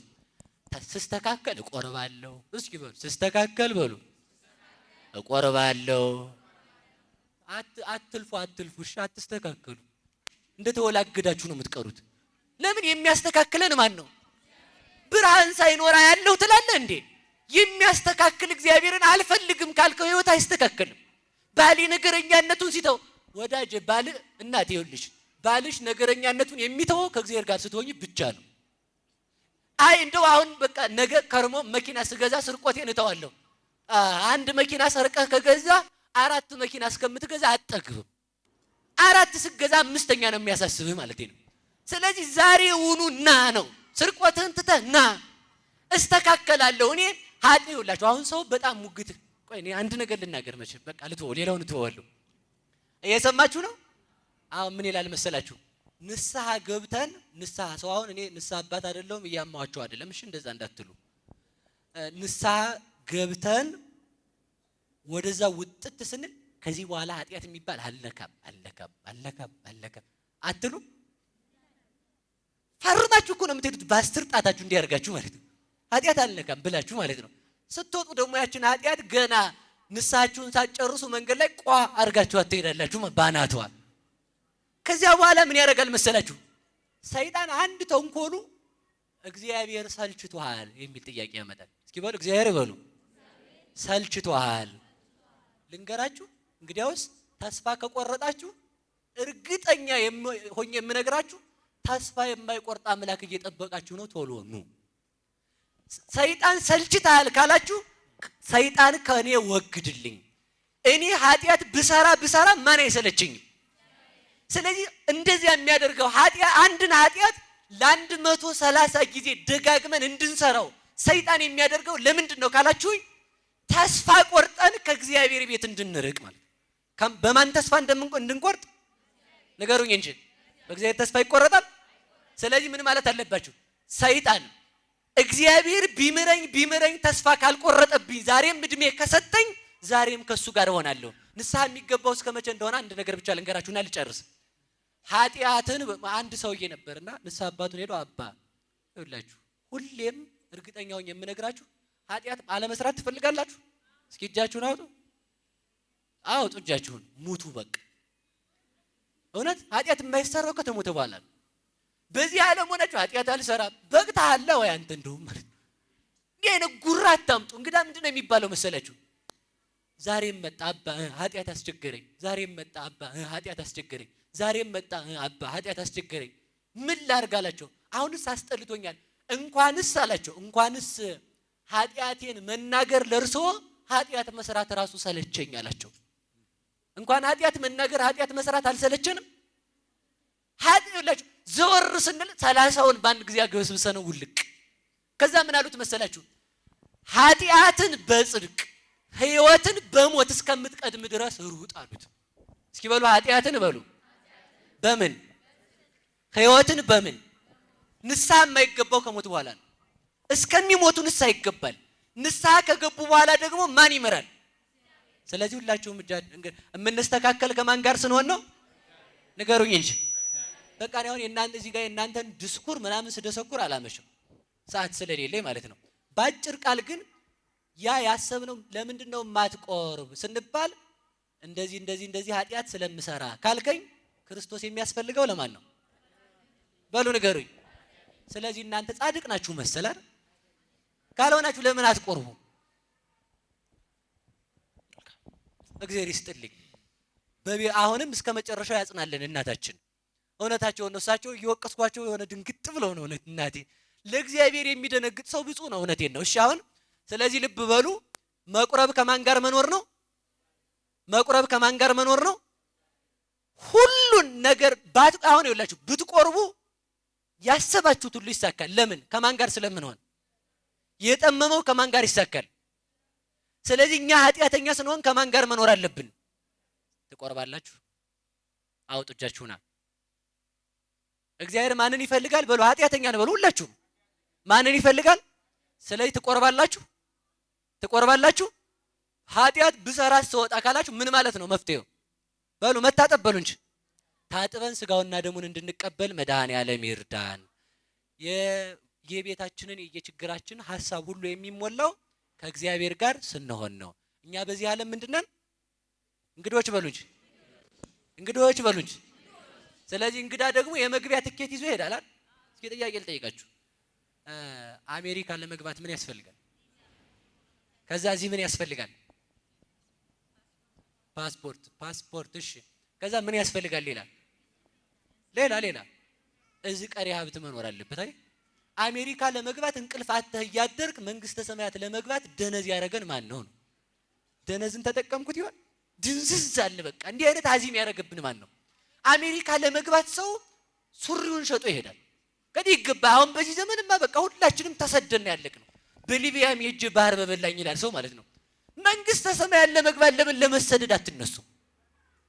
ስለዚህ ያችን መንግስተ ሰማያት የምንወርሳት በሀብት ብዛት አይደለም፣ በምንም አይደለም። የማን በመሆን ነው? ንገሩ ሁላችሁም። የማን በመሆን ነው? ስንቆርብ የማን አካል እንሆናለን? ስለዚህ መንግስተ ሰማያት የማን ናት? ስለዚህ ሁሌም ማሰብ ያለብን እንዲህ ብለን ነው። መንግስተ ሰማያትን የሰይጣን ከመሆንና የእግዚአብሔር ከመሆን። እስኪ በሉ ላይ የሰይጣን ከመሆን በሉ። ከዛስ የማን ብትሆኑ ይሻላችኋል? ኃጢአትን መተው። የኃጢአት መተውያ መፍትሄ አንድ ነገር ልንገራችሁ። መፍትሄ አንድ ነገር፣ ኃጢአት ፊታችሁ መጥቶ ለምሳሌ ዳቦ እዚህ ጋር አቅርቦ፣ አሁን ሰይጣን ቸር አይደል? በጾም ቀን ጠዋት ቁርስ የሚያበላ ጓደኛ ይጥልልናል። ያስስታሙ ናማ ቁርስ ሻይ ጠጥተን እንንጣ ብሎ ሻይ የሚያጠጣ ሰው አልገጠማችሁ? በጾም ቀን ጋባዡ እኔ እንደው ሰውን ሁሉ ታዝቤዋለሁ። ፕሌን ላይ ስንሄድ በአርቡ 3 ሰዓት ላይ ያቺ ኩኪ ምንድነው የምትባለው ፓክድ የሆነች ነገር ስትመጣ ሰው በቃ ያችን እንዳታልፈው ፍትት አድርጎ ግጥም አድርጎ በልቶ ይወርዳል ማለት ነው። ያችን ወይ ይዛ አትወርድም ከሰሰት። ተመልከቱ ሰው ይሄ አሁን ማንኛውም ነገር ይምጣ የራሳችሁ ትዳርም ቢሆን የማይቆርብ ባል ከሆነ አታግቡት። ትዳርም ቢሆን የማትቆርብ ሚስት ከሆነች ተዋት። ለምን? መንግስተ እግዚአብሔር ነው ያያጣው። ከዚህ ነገር እና በሉ ሁላችሁም ከእግዚአብሔር ያው በዓለም ላይ ከምንሰራው ኃጢአትና ከእግዚአብሔር ማን ይበልጣል? እሺ ሰውን ሆዳችንን በልተን እንደ ልባችን ኃጢአት ሰርተን እግዚአብሔርን ከምናጣው ረሃባችንን በረሃብ ሞተን ማንን እናገኘው? ንገሩኝ እንጂ። እሺ ከኔና ከእግዚአብሔር በሉ ሁላችሁ በሉ። ኃጢአት የምንሰራው ለማን ብለን ነው? ለኛው በሉ። እሺ ከእናንተና ከእግዚአብሔር ማን ይቅደም? ስለዚህ እግዚአብሔር ይቅደም ካል እኔ ኃጢአት መስራቴን ላቁም፣ እግዚአብሔር ከኔ ጋር ይኖር። እግዚአብሔር ስራ እንዳይሰራ የምናደርገው እግዚአብሔር ከኛ ጋር እንዳይኖር ስላባረር ነው። እና እግዚአብሔር ከኛ ጋር የሚኖረው ደግሞ ምን ብሏል? እመወዛ አቀበ ቃሌ አነ ዋዌን መጽሐቤሁ ወንገብር ምዕራፈ ውስቴቱ። ቃሌን የሚጠብቅ ሰው ቢኖር እኔ አባቴ መንፈስ ቅዱስ መተን በሱ እናድራለን። በእግዚአብሔር ደግሞ በእኛ ካደረ ምንድነው ያለ ቅዱስ ዮሐንስ አፈወርቅ? እመሳ ሀደረ እግዚአ ሰማይ በውስቴትነ ንህነ ንትሊአል እምሰማይ ይላል። የፀሐይና የሰማይና የምድር ፈጣሪ እግዚአብሔር ከኛ ጋር ካደረ ከሰማይ በላይ እንበልጣለን። በሰማይ ከዋክብት እንደሚያበሩ እግዚአብሔር በእኛ ልብ ካደረ ቅዱሳን በእኛ ህይወት ስራ ይሰራሉ። በሰማይ ፀሐይ እንደምታበራ እንደውም ከፀሐይ እንበልጣለን አለ። በዚህኛው ሰማይ የሚጠልቅ ፀሐይ ሲያበራ በእኛ ልብ ክርስቶስ ያበራል። በምስራቅ የፀሐይ መውጫ እንደሆነች ንስሐ ከገባን ስጋ ወደሙን ከተቀበል ፀሐይ ክርስቶስ የሚወጣባት ምስራቀ ምስራቃት ማርያም በልባችን ታበራለች። ከሰማይ የምንሻል እንድንሆን ከእግዚአብሔር ጋር እንድንኖር መድኃኔዓለም ይርዳን፣ ይቆየን። ቃለ ሕይወት ያሰማልን፣ ቃለ ሕይወት ያሰማልን። አጥፊ ምክንያታዊነትና እግዚአብሔርን ምሕረቱን ትቶ ፍርሃት ብቻ ማመን እዛ ላይ ትኩረት አድርገው ሀሳብ ሊሰጡልን። እሺ የምክንያታዊነት ነገር ያው ተደጋጋሚ የሚነሳው የሁላችንም ህይወት በእንደዚህ አይነት መንገድ ውስጥ ስላለ ነው። ለምናደርገውም ሆነ ለማናደርገውም ነገር ሁላችንም ምክንያት እንሰጣለን ወይም ደግሞ ምክንያት እንፈልጋለን። አሁን ቅድም በተደጋጋሚ ሲነገሩ መሆን እንዳለብን አምነን መቀበል ስላለብን ስንሰበክ በሙሉ ይሄ ሁሉ ነገር ሲወራ የነበረው እንኳን ለማናደርገው ቀርቶ ለምናደርገው ነገርም ጭምር ምክንያት ስለሚያስፈልገን ምክንያታዊነትን አንደኛ ከፍርድ እንደማያስጥል አንደኛ ሁላችንም እንወቀው። ምክንያታዊነት ቢሰራ ምክንያታዊነት ቢያተርፍ ኖሮ አዳም በሔዋን ሔዋን በእባቢቱ ላይ ብታሳብብ እና ባሳበቡ ጊዜ ላይ እባብ ተፈርዶባት እኛ ግን ነፃ ቀርተን በዛው በሰማያት በቀረን ኖሮ ግን አይሆንም። ሁሉም ሰው እንደ ስራው፣ ሁሉም ሰው እንዳደረገው፣ ሁሉም ሰው ስላደረገበትም ምክንያትም ጭምር ከእግዚአብሔር ብድራቱን ዋጋውን መከፈሉ እንደማይቀር አንደኛ እንዳትዘነጉ። ሁለተኛ የአንዳንድ ሰዎች የምግባር ብልሹነትም ሆነ የሚጠቀስ ህይወትን ከእግዚአብሔር ጋር ስላልኖራቸውና ስለሌላቸው ብለን ልናጠፋ የምንከፍታቸው በሮች በጣም አደገኛ ናቸው። አሁን በተደጋጋሚ ቅድም መምህራችንም ሲያነሱ እንደሰማችሁት ሰዎች ከእግዚአብሔር ጋር እንዳይቀርቡ ሊያደርጋቸው የሚችላቸው ምክንያት በሌሎች ሰዎች ከእግዚአብሔር ጋር ነን በሚሉት ያልሆነና ሊታይ ከማይችል ስነ ምግባሮች አንጻር ነው። እውነታውም ጭምር እንደዛ ስለሆነ ነው። በነገራችን ላይ እውነታውም እንደዛ ነው። በመጨረሻ ነገ ልሞት እችላለሁ፣ ነገ ብሳሳትስ እድሜ ገና ነው ከሚለው ውጪ በቅዱስ ቁርባን እየተመላለሰ ያለው ሰው ያለው ምግባረ ብልሹነት እኔን ሊያቀርበኝ አልቻለም ብለን ስንመለከት አንደኛ ቅድም በተጠቀሰበት የኔታ ባሉት ተረዱት። ሁለተኛ እኔ ግን የምጨምረው እዚህ ላይ ምን መሰላችሁ? የሌላውን ሰው ድክመትና የሌላውን ሰው ወደ ኋላ መቅረት ሊኖረው እየተገባው ያልኖረውን ህይወት በማየት ግን እኛ የሚጠበቅብንን ስላላደረግን ስለዛ ነገራችን የምናገኘው ጽድቅና በረከት አይኖረን። ሌላው ሰው ቆርቦ እንዲህ ስላደረገ እኔ ቆርቤ ታዲያ ብመላለስ ምን ዋጋ አለው ብንል እኛም ስላልናት ስለዚህች እንጠየቅበታለን እንጂ ሌሎች ስላጠፉት ጥፋት ምክንያት አድርገን ማድረግ የሚጠበቅብንን ስለሸሸንና ስላላደረግን ልክ አድርጋችኋል ጥሩም ሰርታችኋል ተብለን አንመሰገን። ይሄንን በደንብ አድርገን ሁላችንም ብናውቀው ጥሩ ነው። በዛው ደግሞ በተቻለን አቅም አርአያነት ያለው ወይንም ደግሞ የተገባ አይነት ህይወትም ሊኖረን ያስፈልጋል። እውነት ለመናገር እቺ ዓለም ትልቁ ክፋቷ ምን መሰላችሁ? መልካምና መደረግ ያለበትን ነገር ስናደርግ አታመሰግነን። መልካም ያልሆነውና መደረግ የሌለበትን ስርዓት አልበኝነት ግን ስንፈጽም ትሾመናለች፣ ትሸልመናለች። ይሄ ሐሳብ በነገራችን ላይና ይሄ ምልከታ ዘልቆ እንኳን ቤተክርስቲያናችንም ውስጥ እስከሚገባበት ድረስ ማለት ነው በጣም አደገኛ ስለሆነ ነው። ይሄን አሰራራችን፣ አመለካከታችን፣ ምክንያታዊነታችንም እየበዛ እየሰፋ ስለመጣ ይሄንኑ ስጋዊ አስተሳሰብ ይዘነው እኛም ወደ ቤተክርስቲያን ዘልቀን እንገባለን። ስለዚህ እዛ የሚሰራበትን የምናየውን የሚሆነውን ነገር በሙሉ እዚህ መሆን የሌለበት መሆኑን ብናውቅ ራሱ ለምን አልሆነም ብለን እንጠይቃለን። እዚህም መተን እዛ ምናልባት ባጭር ልናደርጋቸው የምንችላቸውን መንገዶች በገንዘብም በሉት በምናቀው ሰው የሆነ ነገር ከተከናወነ ለምን እዚህ መተን ያ ነገር ሊደረግልን አልቻለም እንላለን። ምክንያታችን ሁሌም ስር መነሻ ስላላቸው ማለት ነው። ስለዚህ በተቻለን አቅም አርአያነት የሚገባው ህይወት ሊኖርን ይገባል። እውነት ነው። ቅዱስ ሥጋውን ክቡር ደሙን የሚቀበሉ ሰዎች ያስፈልጋሉ። እንደ ቆረበ የሚኖሩ ሰዎችም ደግሞ ያስፈልጉናል። ሰው እኮ ልታጠበበት የምችልበት ሳሙና ስላለ ብሎ አይቆሽሽም። ሰው እኮ ልነጻበት የምችልበት ንስሐ ስላለውም ብሎ ኃጢአት አይሰራም። ይሄ ራሱ ድፍረት ነው። ይሄ ራሱ ነውር ነው። ይሄ ራሱ ያስጠይቀዋል። ይሄንን የምናምን አምነንም የምንቀበል ደግሞ ከሆነ ራሳችንን በተቻለን አቅም ቅዱስ ቁርባን ለመቀበል የታደልን ሰዎች ወይም በዛ ህይወት የምንመላለስ ሰዎች ከሆነን እውነት እንደምንቆርብ ልሳናችንና የምንለብሰው ነጭ ልብስ ሳይሆን አኗኗራችን ይስበከው፣ አኗኗራችን ያሳይ። በዘመነ ሰማዕታት ጊዜ ላይ አሁን እንደመታደል ሆኖ የምናደርጋቸው በጣም ብዙ መገለጫዎቻችን አልነበሩ። ቆሞ የሚታይ ቤተ መቅደስ አልነበረም፣ ግበበ ምድር ውስጥ ነበር። አንገታችን ላይ የምናስረው ማህተብ አልነበረም። እንኳን ማህተቡ አንገታችን ላይ ቀርቶ ቆሞ ከፍ ብሎ የሚታይበት እንኳን ጉልላትም እንኳን አንሰራም ነበር። በምልክት እንዲሆነን አሳ እየሰራን ነበር፣ እንግባባይ ነበር። የአሳ የመጀመሪያዎቹ 4 ፊደላት በግሪክ ኢየሱስ ክርስቶስ ወልደ እግዚአብሔር የሚለውን ስለሚወክል ማለት ነው። አሁን ክርስቲያኖች እኛ ክርስቲያን መሆናችንን ሌላው ሰው በምንድን ነው የሚያውቀው ብትሉኝ፣ ወይ ጀርባችን ላይ ባለው ነጠላ ነው፣ ወይ አንገታችን ላይ ባለው ማህተብ ነው፣ ወይ ደግሞ እንደ አገልጋዮች ለብሰን ወይ ቆመን በምንታይባቸው መድረኮች ነው። ከዛ ወርደን ስንመላለስ ግን እውነት ከእግዚአብሔር ጋር አብረን ልንኖር የሚያስችል ህይወት እንዳለን የምንሰብክ ሰዎች በጣም ጥቂቶች ነን።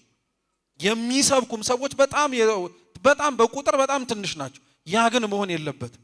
ለዛ ነው መኖር የሚጠበቅብንን ማድረግ እየተጠበቀብን ያላደረግናቸውን በጣም ብዙ ነገሮች ብዙ ምክንያት እንዘረዝርላቸዋለን፣ ብዙ ምክንያት እናወጣላቸዋለን። ነገር ግን ክርስቲያን ሁሌም ይላል ቅዱስ ጎርጎርዮስ ዘንዚናዙ ከምክንያት በላይ መሆን አለበት ይላል።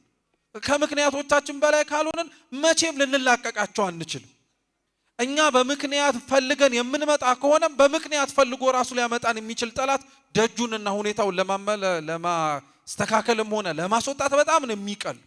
ለዛ ነው ክርስቲያኖች ትግላችን ውጣ ውረዳችን ወደ መንግስተ ሰማያት ስንጓዝ ከፊት ለፊታችን እንደ ጋሬጣ ሆኖ የሚከለን ስጋና ደም ያለው ጠላት አይደለም። እርኩሳት መናፍስት ናቸው። መንገዳቸው፣ አካሄዳቸው፣ አኳኋናቸው ረቂቅ የሆኑ ማለት ነው። እንደነዚህ አይነቱን እንኳን ምክንያት እኛ ኖሮን ቀርቶ እነሱ ራሳቸው ምክንያት እያመጡና እየፈጠሩ የሚያባሩ እኮ ናቸው። ስለዚህ በደንብ አድርገን ነው መንቃት ያለብን፣ ይሄንንም እንዳንረሳ። ሌላው መዘንጋት የሌለብን ደግሞ ስለ ቅዱስ ቁርባን እናም እንዲሁ ስለተነሳው ጥያቄ እንድታውቁት የሚያስፈልገው እኛን እያጠቃንም ሆነ ከመንግስተ ሰማያት ቀርተን እንድንኖር የሚያደርገን ጠላት ዛሬ መጣ ጠላት አይደለም። እኔና እናንተ ሊመጣና ሊፈትነን የሚመጣው ጠላት ያ ትልቁ አጥፊ እንጦንስን የፈተነው ነው፣ መቃርስን የፈተነው ነው። እናቶች አባቶቻችንን ቅዱሳንን በደንብ አድርጎ የእግዚአብሔር መንግስት ማየት እንዳይችሉ በጣም ብዙ መሰናክል የሆነባቸው። ምን እላችሁ ፈልጌ ነው? ልምድ ያለው ጠላት ነው ማለት ነው። ስለዚህ እኛን በምን አይነት መልኩ ሊጥለን እንደሚችል ጠንቅቆ ያውቃል። ብዙ ሰው በጣም በሚያሳዝን መልኩ ልንገራችሁ፣ ያለንን ማድረግ የሚጠበቅብንን ነገር ላለማድረጋችን ብዙ ጊዜ ምክንያት አድርገን የምንጠቅሰው ሰይጣንን ብዙ ጊዜ ላይ ማለት ነው። ሰው በነገራችን ላይ መሰናክልም ፈተና ምክንያትም ከሰይጣን ብቻ ላይመጣበት ይችላል፣ ከስጋና ከደምም ሊመጣበት ይችላል። ብዙ ሰውም ለዛ ነው ፈተና ሁሌም ከእግዚአብሔር የሚመጣ እንዳልሆነ መቼም እናውቃለን፣ ማወቅም አለብን። ፈተና ከእግዚአብሔርም ይመጣል ለክብር፣ ከሰይጣንም ይመጣል ለውርደት፣ ከስጋና ከደምም ከኛ ከስጋችንም ይመጣል። ያው አራቱ ባህሪያተ ስጋ ካለመስማማታቸው አንዱ ባንዱ ላይ ስለሚያምጽ ማለት ነው። ይሄ ሁሉ ግን ሲመጣ የሚገርባችሁ የማይረሳ መዘንጋትም የሌለብን ነገር ምንድነው? እንደዚህ አድርጎ ብቻ አይደለም ጠላት የሚጥለው። ዜና አበው ላይ አንድ ታሪክ አለ። በጣም ትሁት የነበረ ሰው ነበረ ይባላል። በእርግጥ ሴት ናት፣ ትሁት የነበረች ሴት ናት። እንደውም ታሪኩን ቅርብ ለማድረግ በእኛ ላስረዳችሁ። በጣም ትሁት የሆነን ሰው ሰይጣን ትህትናውን እንዳጣ የሚያደርገው በነገራችን ላይ ትዕቢተኛ በማድረግ አይደለም። ትሁት የሆነን ሰው ሰይጣን ትህትናውን እንዲያጣ የሚያደርገው ሌላ መልካም ስነ ምግባር እንዲሰራ በማድረግ ነው። ብዙዎቻችን በነገራችን ላይ አሁን በአሃዝ ደረጃን የማላውቅ እንግዳ ስለሆንኩኝ ማለት ነው፣ ግን ባትቆርቡ የምትሰሩት መልካም ነገር የለም አለ? የለም አለ። እንጾማለን፣ እንጸልያለን፣ እንሰግዳለን፣ እንመጸውታለን፣ ዝክር እንዘክራለን። እና አንዳንድ ሰው በጣም ቀላል ይመስለዋል። የሰይጣን ትልቁ ጥፋቱ ምን መሰላችሁ? ማድረግ የሚጠበቅባችሁን ነገር ሳታደርጉ እያደረጋችኋቸው ያሏቸውን ጥቃቅን ነገሮች ግን ትልቅ ነገር አድርጋችሁ አስባችሁ ተሸፍኖ እንዲቀር ማድረግ ይችላል። እየጾምክ እየጸለይክ እየሰገድክ እየመጸወት ሳትቆርብ እንድትኖር ማድረግ ይችላል። በጣም ክፉ እኮ ነው። ትልቁ ማድረግ የሚጠበቅብህን ነገር እንዳታረገው ነው የሚፈልግ። የሚጠበቅብህን ነገር ማሳጣት ነው የሚፈልግ። ያን ለማድረግን ኃጢአት ማሰራት አንደኛው መንገድ ነው እንጂ ብቸኛው አይደለም። መልካም ስነ ምግባርን በሌላ መልካም ስነ ምግባር መንጠቅ ይችላል። ለምሳሌ የትህትናውን ነው እየነገርኳችሁ አሉት። አሁን አንዳንድ ሰው ቤተክርስቲያን ውስጥ ምናልባት ለክብረ በዓል ምናምን ሲመጣ አይታችሁ ስለሚሆን ቤተክርስቲያን ውስጥ ለክብረ በዓል ይመጣል። በጣም በጊዜ የሚመጡ እናቶቻችንም ጭምራሉ። በእርግጥ ሴቶች ናቸው በዚህ ብዙ የሚታሙት። እናንተም ጋር ልምጣ አስተማሪ ስለሆነ ነው እንጂ ለመናገር አይደለም። ግን አንዳንድ ጊዜ ላይ እናቶቻችን ቤተ መቅደስ ይመጡና ቤተ መቅደስ ሲመጡ በጣም ብዙ ወጣቶች ያሉ ሽር ጉድ የሚሉ የሚወጡ የሚገቡ እንትን የሚቆረቁሩ ምናምን ነገር ማለት ነው። እና መንፈሳቸው ትበሳጫለች። በቃ እንደው አሁን ይሄን እንደው አይናገሩትም እኮ በአፋቸው አፋቸው ዝም ብሏል። ልባቸው ግን በደንብ አድርጎ የሚያወሩት ሰዎች አሉ። እንደነዚህ አይነቱን ሰዎች ከዛ በኋላ ቤተ መቅደስ ይገባሉ፣ ይቆማሉ፣ ያስቀድሳሉ፣ ምን ይላሉ። ሌላም ክብረ በዓል ይመጣል፣ አሁንም ያያቸዋል። ሌላም ክብረ በዓል ይመጣል፣ አሁን የሆነ ጊዜ ላይ ግን ውስጣቸው የሆነ እሳት ይመጣል። እንዲያውም መዝሙር 90 ነው ቀጥታ የሚጠቅሱት። የቤት ቅናት በላኝ ይላሉ። የቤት ቅናት በላኝ ብለው እያንዳንዱ ልክ ልኩን መናገር ይጀምራሉ። እና እንደነዚህ አይነት ሰዎች የሚገርማችሁ ለምንድነው ሰውን እስክትሰብረው ድረስ የተናገርከው ሲባል የማንም ቤት ለማስከበር ነው ይላል። እንዴት አይነት ነገር ነው? አያችሁ፣ ትሁት የነበረውን አፉን ለምስጋና ካልሆነ ልቡንም ለእግዚአብሔር ካልሆነ የማይከፍተውን ሰው ሰይጣን ያሳጣው ያንን ነገር ሌላ ኃጢአት እንዲሰራ በማድረግ አይደለም። ለቤተ ክርስቲያን የተቆረቆረ ለቤቱም ያዘነ መስሎ ያንን ነገር በንዴት አሳጣ። እየሰማችሁ ነው? እንዲህ አይነት ፈተናን የሚመጣብን ልላችሁ ፈልጌ ነው። በንስሐ በቅዱስ ቁርባን ህይወታችን ላይ በጣም መጠንቀቅ ያለብን እንደነዚህ አይነት ነገሮች በኋላ ላይ እናደርጋቸዋለን ብለን ቀጠሮ በምክንያት የምናስቀምጣቸው አይደሉም። የመጀመሪያ ፕራዮሪቲዎቻችን ናቸው። ቅድሚያ የምንሰጣቸው ነገሮች ናቸው። የምንጾመውም የምንጸልየውም የምንሰግደውም የምንመጸውተውም ንስሐም የምንገባው ለሁሉም ነገር እኮ የምንደክመው የምንወጣው የምንወርደው ሁላችንም የአምላክን ስጋና ደም ለመቀበል እንጂ ጥቂት በሆኑት ወደዛ ሊያደርሱን በሚችሉት መንገዶች ረክተን በመቀመጥ አይደለም። ክርስቲያን ደግሞ በነገራችን ላይ ረክቶ የሚጠግብ አይደለም። ለዛ ነው ያዕቆብ በፍኖተ ሎዛ ተኝቶ የተመለከታት መሰላል እኮ መጨረሻዋ እግዚአብሔር ነው። ቁጥሯንና ልኳን ወደዛ መሰላል የሚያወጣውን ግን የሚያውቀው ጫፉ ላይ ከነበረው ከእግዚአብሔር ውጭ ማንም አያውቀው። መንፈሳዊ ህይወትም እንደዛው ነው። በነገራችን ላይ በጸጋ የሚታደግበት እኛ እኮ አሁን ዛሬ ከ15 እስከ 18 ሰዓት በፍትሐ ነገሥት ቀኖናችን ቅዱስ ሥጋውን ክቡር ደሙን ለመቀበል ስንታዘዝ እኮ የማህበረ ሥላሴ መነኮሳት እኮ ከሆሳዕና ጀምሮ እስከ ቀዳም ስዑር ሌሊት ቅዳሴ እስኪገባ እኮ ደስ አይበሉ። ህግ አግሷቸው ነው እንዳትሉ አይደለም፣ ከህግ በላይ ፍቅር ስለገዛቸው ለዛ ነው እግዚአብሔር በነገራችን ላይ ፍቅር የሚገዛውን ሰው ፍቅር እንዲገዛው ይፈቅድለታል። ፍቅር ላይገዛው የሚችለውን ሰው ግን ፍቅሩ እስኪገባው ሕግ እንዲገዛው ያደርገው። በቃ ይሄም ክርስቲያንም ለዛ ነው እግዚአብሔርን ወይ ወዶት ይታዘዘዋል ወይ ፈርቶት ምን ያደርገዋል? ይታዘዘዋል። አብዛኞቻችን ፈርተን እግዚአብሔርን ነው የምንታዘዘው እንጂ ወደነው የምንታዘዝ በጣም ጥቂቶች ነው ብንገኝ፣ በጣም ጥቂቶች ናቸው። እና ለዛ ነው የቅዱስ ዮሐንስ መልእክት ላይ ራሱ ያለውን ቅዱስ አግናጢዮስ የሚባል የቤተ ክርስቲያን ሊቅ ሲተረጉም ምን ይላል መሰላችሁ? ፍጹም ፍቅር ፍርሃትን አውጥታ ትጥላለች ይላል። እና ታዲያ እግዚአብሔርን በጣም የሚወደው ሰው አይፈራውም ማለት ነው ቢባል አይደለም። በፍርሃት ጀምሮ በፍቅር ይጨርሰዋል ለማለት ነው ይላል። እና ምሳሌ ሲያስረዳ ሁለት የተቀደደ ልብስ ለምሳሌ ያዙ ይላል። የተቀደሱትን ልብሶች እንደነበሩ መጀመሪያው ላይ እንደነበረው ለማስተሳሰር መርፌው መጀመሪያ አንዱን ልብስ ምን ያደርገዋል? ይወጋዋል። የወጋውን የሱን ቀዳዳ የሚደፍነው ምኑ ነው? ክሩ እኮ ነው የሚደፍነው። ቀዳዳውን ክሩ ይደፍነዋል። እና ቅዱስ አግናጢዮስ ምን ይላል? ቀዳዳው እግዚአብሔርን መፍራታችን ነው ይላል። እግዚአብሔርን በመፍራት ከእርሱ ጋር ለመታረቅ በምናደርገው ጉዞ ግን የሚደፍነው ቀዳዳውን የማን ፍቅር ነው? የእግዚአብሔር ፍቅር ነው። ስለዚህ ሰው እግዚአብሔርን ፈርቶት ስለመጣ ለምን ፈራኸው ውደደው ብቻ አይባልም። ሰው ወዶትም ደግሞ ስለመጣ እግዚአብሔርን ይናቀው ደግሞ አይባልም። እንዲፈራው ያስፈልጋል። ስለዚህ ፍቅሩም ፍርሃቱም ተመጣጣኝ ነው መሆን ያለበት። ለኛ ግን ገዢ እንዲሆነን እግዚአብሔርን በፍጹም ፍቅር ለማንታዘዘው ለእርሱ ብለን ኃጢአትን መተው ለተሳነን ሰዎች ሕግ እንዲገዛን ይደረጋል። ሕግ ገዝቷቸው ከሕግ በላይ የሆኑ ቅዱሳን ግን ሕግ የማያዛቸውም ፍቅር ነው ከዛ በኋላ የሚያዛቸው። ሕጉ ከሚያዘው በላይ ይሆናሉ። እስከዚህ ጹሙ ሲባሉ ያከፍላሉ። እስከዚህ ስገዱ ሲባሉ እልፍ ያደርጉታል። እስከዚህ መጹቱ ሲባል እንኳን ንብረቴን ራሴን ሽጠ ተጠቀመኝ ይሉታል። ስለዚህ ክርስቲያኖች እግዚአብሔርን እንዴት አድርገን እንደምንወደው እንጠይቅ። በፍቅር የምንወደው ከሆነ ከፍቅር በፍቅር የምንወደው ከሆነ በተቻለን አቅም የምንወደውን አምላካችንን መውደዳችንን ለማሳየት ከሕግ በላይ እንሁንለት። አይ እኔ እግዚአብሔርን በፍቅር ሳይሆን በሕግ ነው የምወደው የሚል ሰው ግን ካለ ሕጉ ያዘዘውን ኖረን ከምክንያት በላይ ሆነን ደግሞ ለመገኘት አምላካችን ይርዳን። ቃለ ሕይወት ያሰማልን። አመስግነውላችሁም በእውነት ደግመን አናደክማችሁም። መምህር ግሩምን እንዲሁም መምህር ዘላለምን ሊቀ ሊቃውንት ናትናኤልን በእጅግ አድርገን እናመሰግናለን። ቃለ ሕይወት ያሰማልን። ድምፃችሁን ከፍ አድርጋችሁ ቃለ ሕይወት ያሰማልን። አሜን። አስበ መምህራን ያድልልን፣ ለዋጋ ያድርግልን። እግዚአብሔር ይስጥልን።